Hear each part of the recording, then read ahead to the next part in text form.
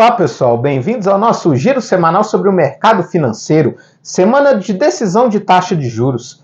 Aqui no Brasil, o nosso Banco Central decidiu por mais um corte da nossa taxa Selic de meio ponto percentual. Agora a nossa taxa Selic está em 11,25% ao ano, dentro daquilo que o mercado já esperava. No comunicado logo após a reunião, o nosso Banco Central ressaltou a questão das expectativas de inflação, principalmente em relação às inflações futuras. Também disse que o Brasil vem passando por esse processo desinflacionário e mais uma vez salientou que esse ritmo de corte de meio ponto percentual é o ideal para manter a nossa taxa de juros em um patamar ainda contracionista.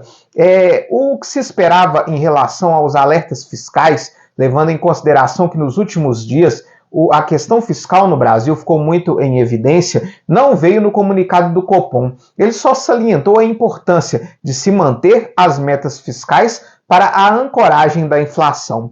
Nós tivemos também a decisão da taxa de juros nos Estados Unidos. O FED, que é o Banco Central norte-americano, decidiu manter a sua taxa básica de juros em um patamar entre 5,25% e 5,5 ponto percentual ao ano.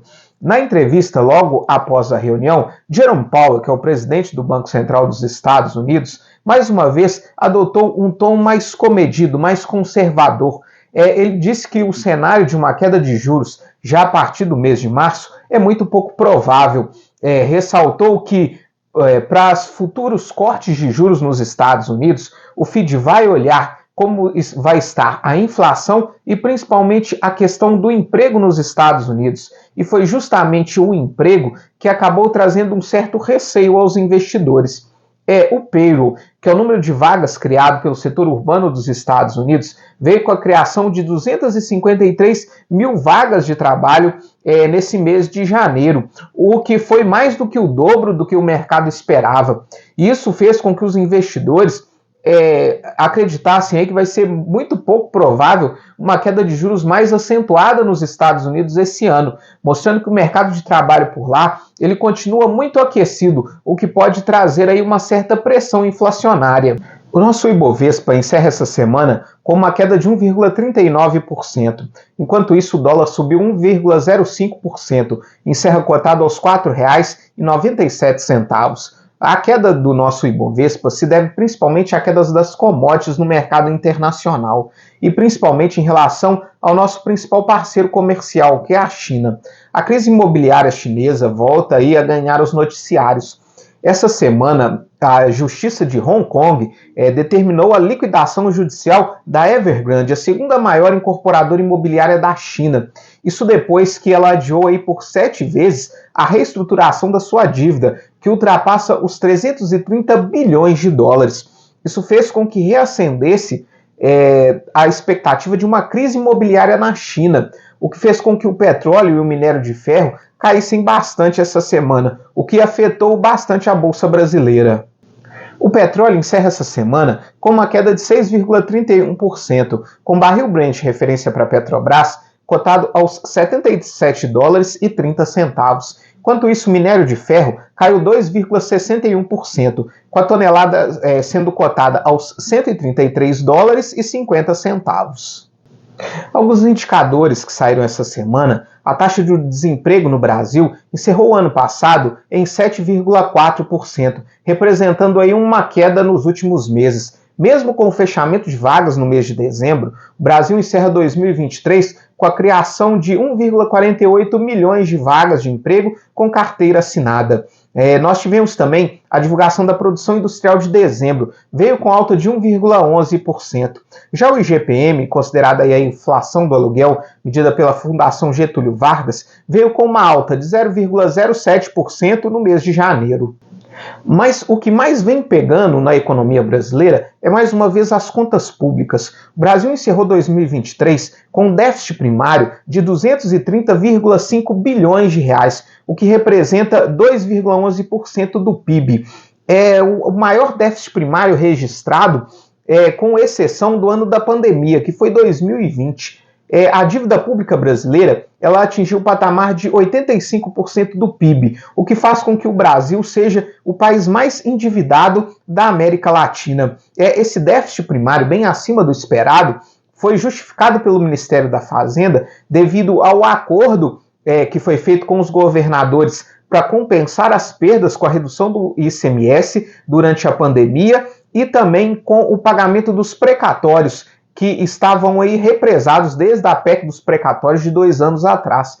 Mas mesmo assim, se nós excluíssemos esses dois fatores da conta, nós ainda teríamos um déficit primário de 1,27% do PIB, o que foi acima do 1% projetado pelo Ministério da Fazenda.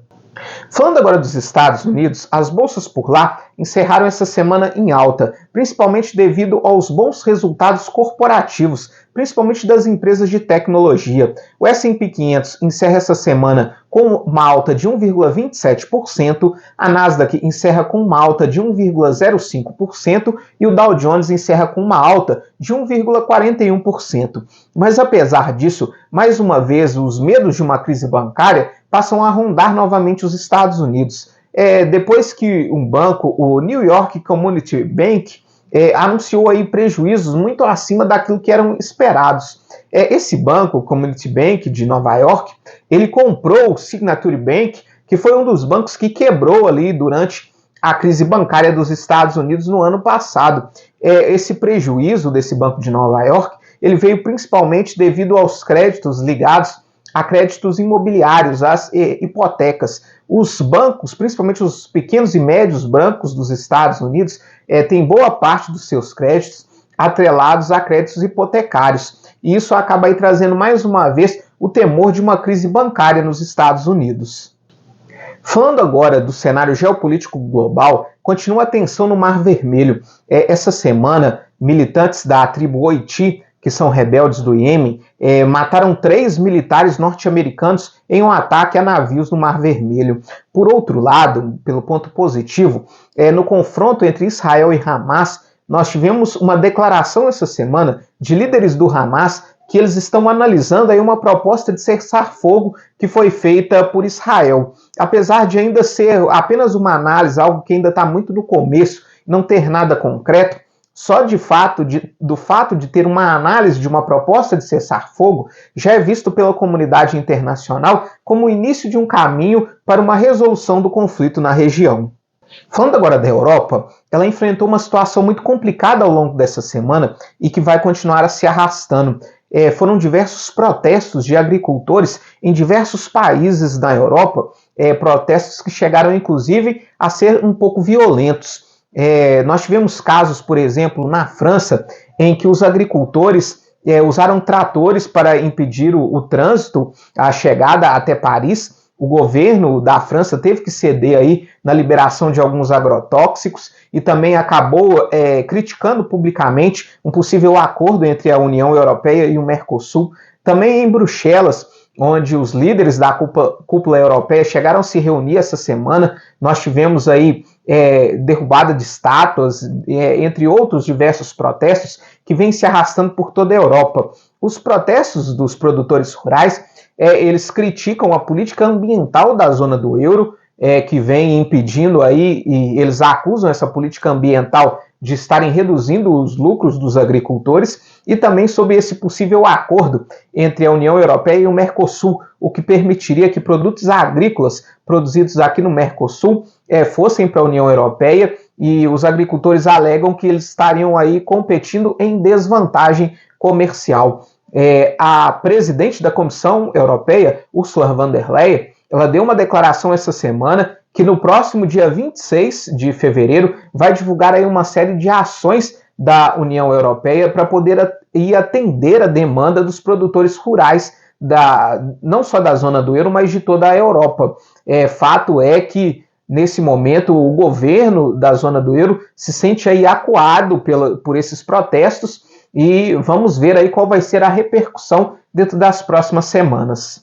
A zona do euro divulgou seu PIB do quarto trimestre, que ficou aí praticamente estável, e também o CPI, que é a inflação ao consumidor, que registrou uma alta de 2,8% no acumulado dos últimos 12 meses, levemente acima daquilo que era esperado pelo mercado.